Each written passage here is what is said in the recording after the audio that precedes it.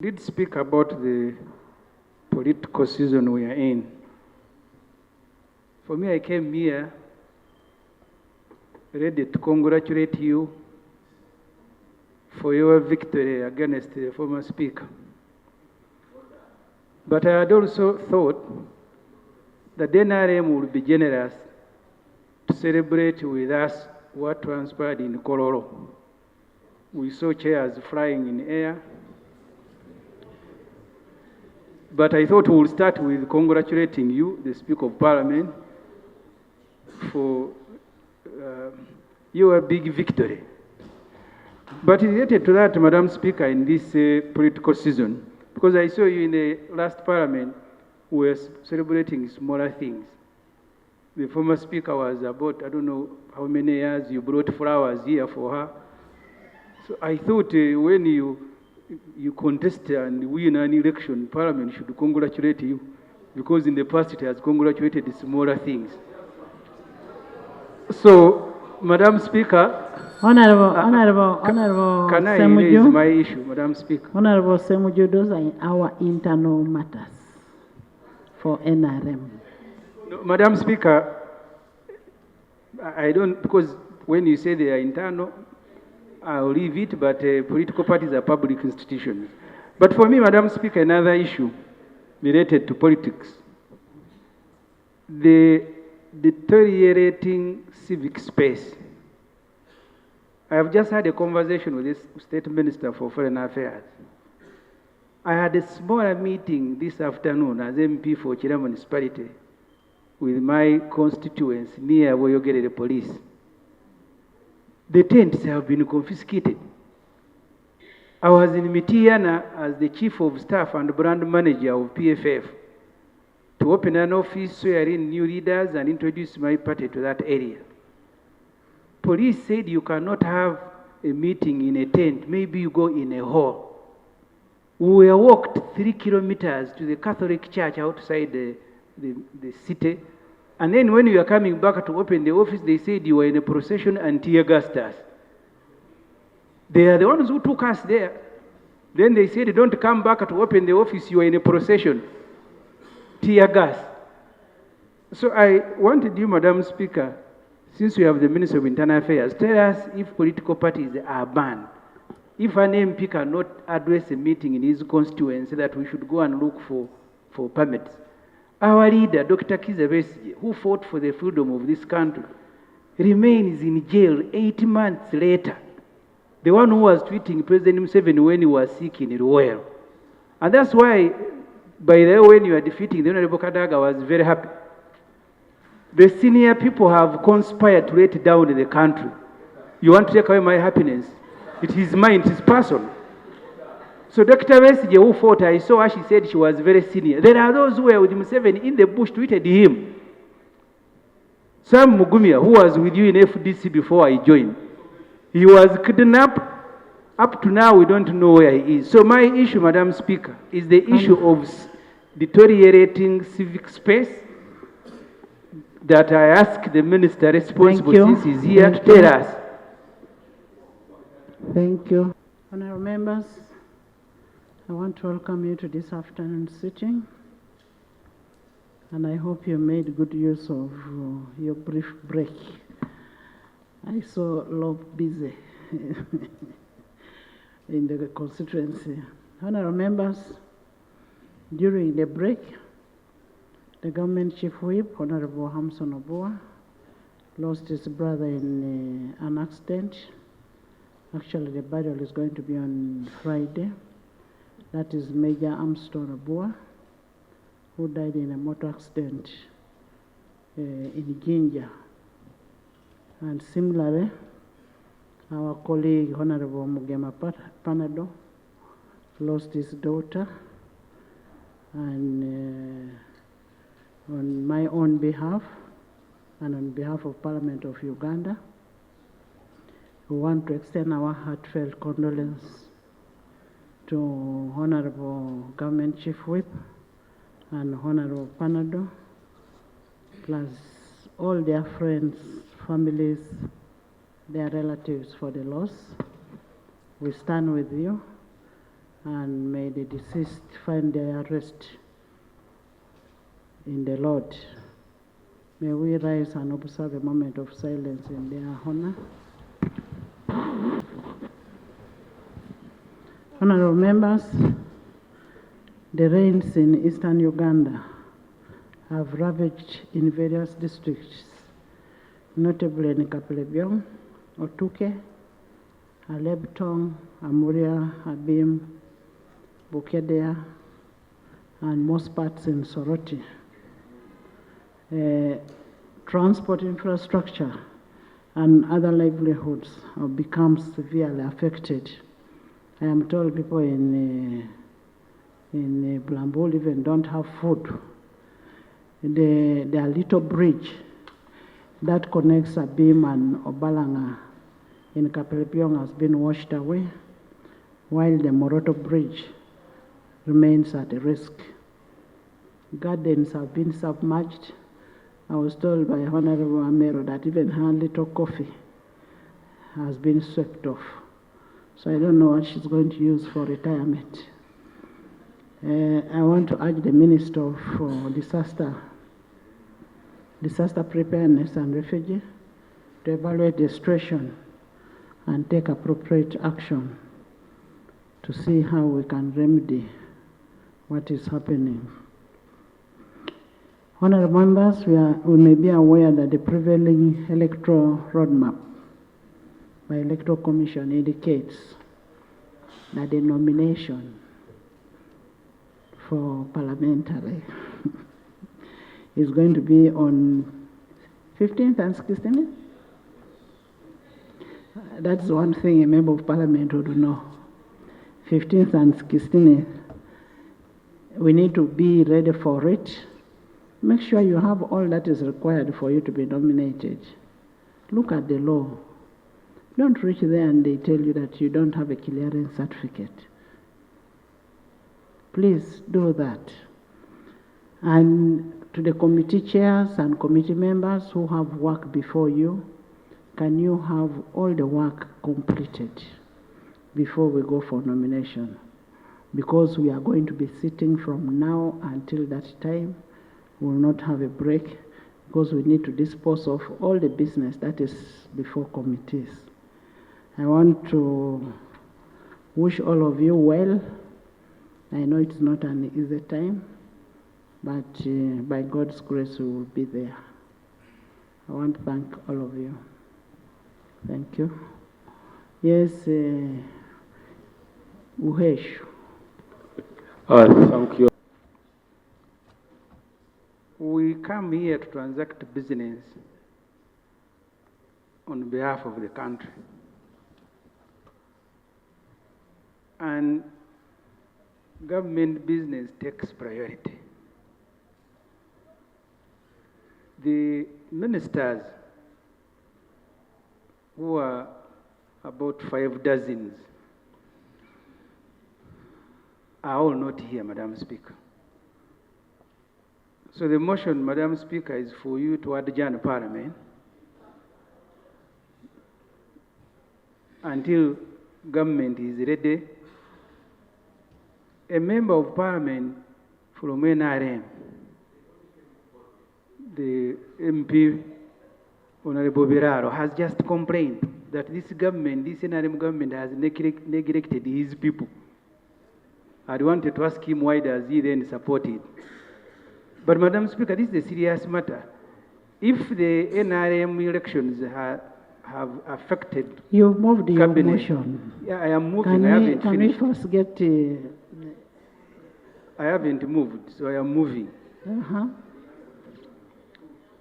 If this NRM cabinet of 5 dozens has been ravaged by NRM internal processes and they can no longer function, Madam Speaker, we need to adjourn Parliament until one of them is here, or you speak to the President to tell us if he has a functioning cabinet.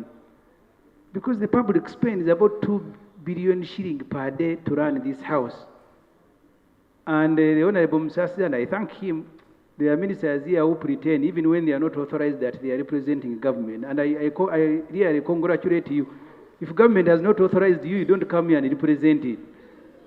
So, Madam Speaker, my motion is that you adjourn Parliament until government is ready to transact business on behalf of the public, then we resume. Otherwise, all the issues you are going to raise. Is that seconded? Yes. For adjournment, say and the contrary nay. The nays have it. Honourable members, we cannot afford coming here to waste our time. Let's continue. Let's work. There are more important things for us to do. Yes. Yes, the rain in Michana. Yes. Thank you very much. Right Honourable Speaker, it's absurd that the Right Honourable Prime Minister is not here. She's not here, but the rains have not only affected the region you've talked about, but also in Michana. Specifically, in my division in the municipality of Simbi, it has been affected so much that I also urge the government to step up so that they give relief, and also very many homesteads were destroyed by the strong rains that happened last month.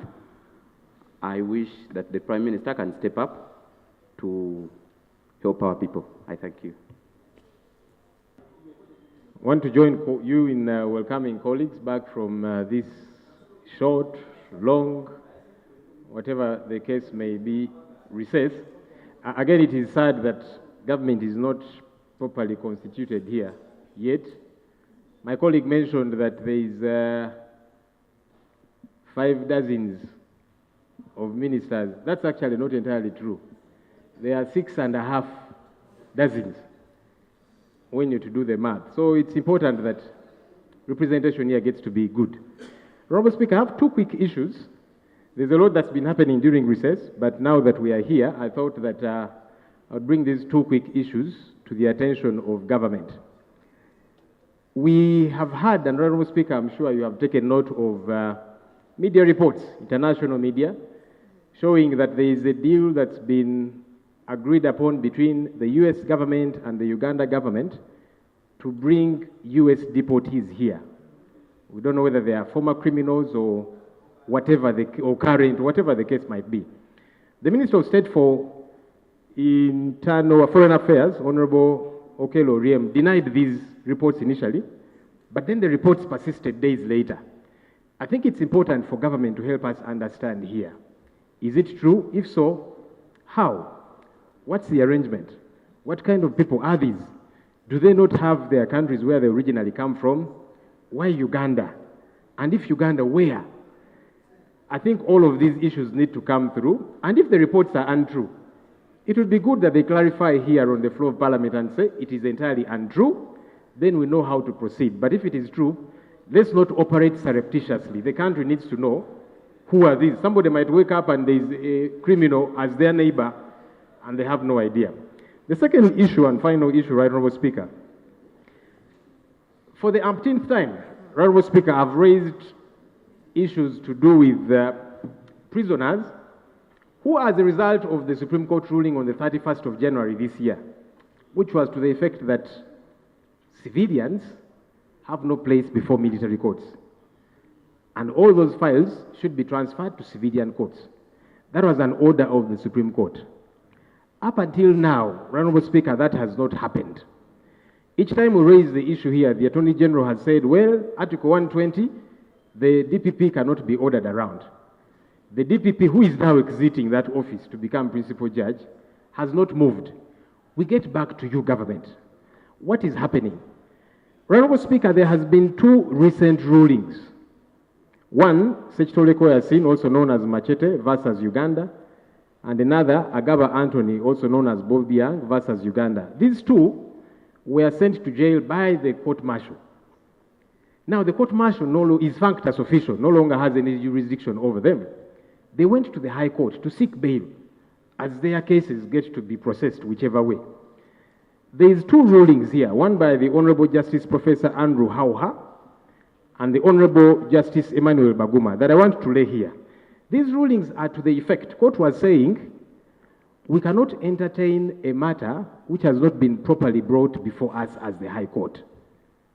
So the High Court was saying, the Supreme Court said those files should be transferred to the civilian courts, the High Court. That has not happened yet. And so court is saying, you go back to jail because for us, we don't have any authority over you. There is ping pong, Right Honorable Speaker. Rights are being trampled upon. Justice is not being served. Where should these people go? Because that would also mean they are illegally in jail. Because the court-martial that sent them to jail is functus official, has no authority over them anymore. The High Court, which should be entertaining their matters, is saying, you're not before us, we don't know you. Where should they run to? Honorable Speaker, government needs to clarify this matter. Are they in perpetual violation of a Supreme Court ruling? What's happening exactly? We need to know. And I've tabled the rulings, Right Honorable Speaker. Thank you. Thank you. I think we shall... Nategeeza Parliament nga tuli mu budget. Government yali ereese budget ya trillion 7.2 ng'egenda kusolozaako omusolo gwa trillion 3.4 ezisigadde ng'egenda kuzeewola. Nentegeeza abaka Parliament bwe munayisa budget eno mumanye nti no government eno mugiwadde olukusa okutandika okwewola. Twakeewola kati sente zisukka ndowooza ne trillion 16 ate ezo ze batubuulira mu butongole. Bw'ogenda babuuza ezimu nga ze bayita garanti kuba mulimu sente nga sife tuzeewoze nga bapineti ze beewola naye nga ffe tumuteereddeyo akabega nti mumuwole bw'aliremu okusasula tulisasula. Kati ezo gavumenti eziteeka mu yo kyeyita public debt. Olwaleero musaasizi ate baagala nnyo okukozesa ebiseera bino eby'obuvuyo mulimu kulonda buli omu ali mu bweraliikirivu nkomawo sidda aleese kwewola request 3 ziri mu trillion million zisukka ne eza dola zisukka n'ebisatu. That's more than a trillion shilling. So kati obuzibu bwetwolekedde wetugendedde mu bajeti eno ey'omwaka guno nga gavumenti kuba kati omusolo gwe tusolooza mu bajeti ey'omwaka oguwedde twasolooza omusolo trillion 26 naye ng'ate batubanja sente ez'okusasula omwaka ogwo trillion 38.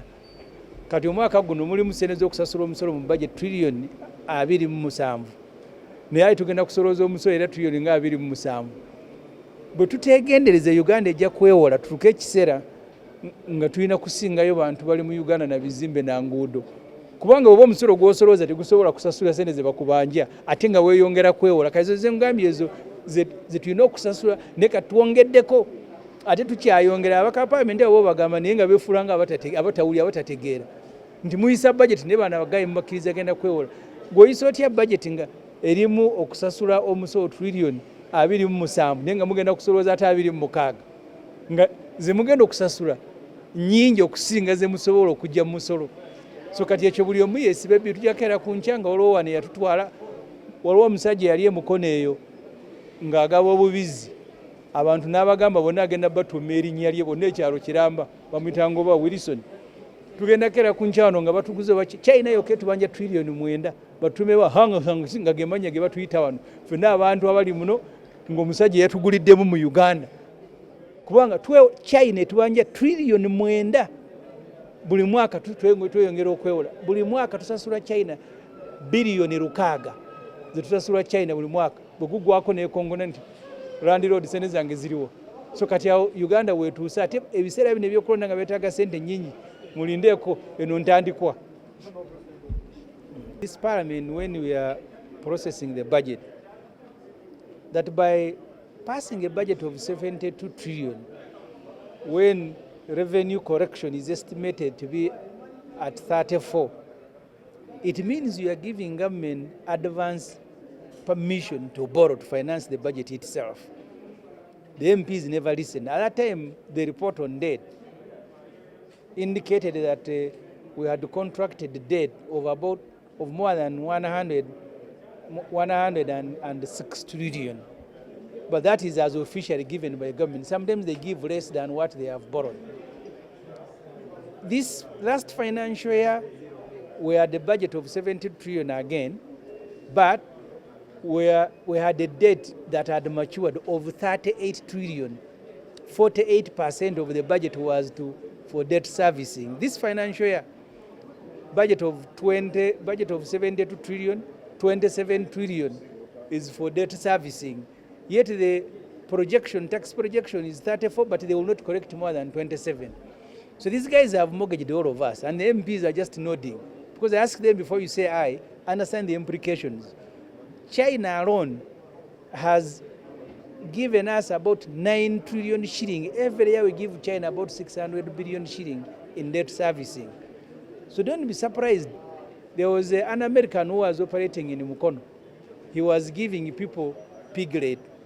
And he said, everybody who picks a piglet, I name you after my name. So I think it was called Wilson. So they all became Wilson. You pick a piglet, you become Wilson. Sooner than later, we'll have Chinese names here. Because they are going to owe us. I mean, they're going to own us, own a country called Uganda. People don't know that. Because there will be a time when we can no longer collect taxes. Because sometimes we borrow to pay.